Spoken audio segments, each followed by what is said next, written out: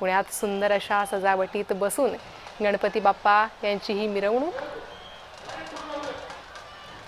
फुलांनी सजवलेले रथ तयार करण्यात आलेले आहे। त्यात गणपती बाप्पांना बसवून ही विसर्जन मिरवणूक पुढे मार्गक्रमण करते। ध्वज नाचवण्यात येत आहे, ढोल पथकांचा निनाद आहे आणि अशा रीतीने पारंपरिक पद्धतीने पुण्याची ही मिरवणूक सुरू आहे। वेगवेगळे देखावे, प्रात्यक्षिक या विसर्जन मिरवणुकीत पाहायला मिळालेले आहे। 3.5 शक्तिपीठ, कथकलीचा मुखवटा,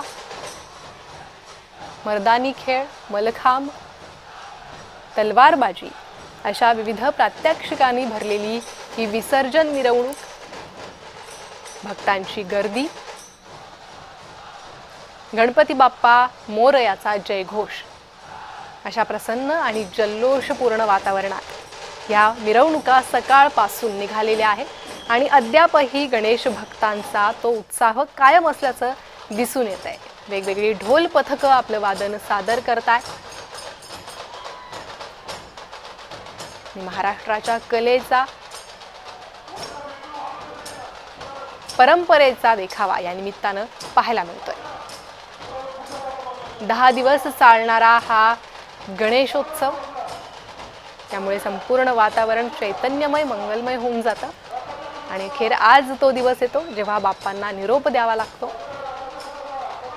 मात्र पुढच्या वर्षी लवकर या अशी सादही गणपती बाप्पांना घातली जाते। यंदाचा हा गणेशोत्सव आज संपतोय। आज या गणेशोत्सवाची सांगता होते। पुण्या मुंबईत ती धूम पाहायला मिळते।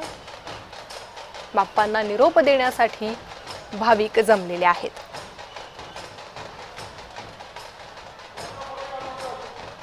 विघ्नहर्ता गणपती बाप्पांचा हा जन्मोत्सव, हा सण महाराष्ट्राचा सण आहे।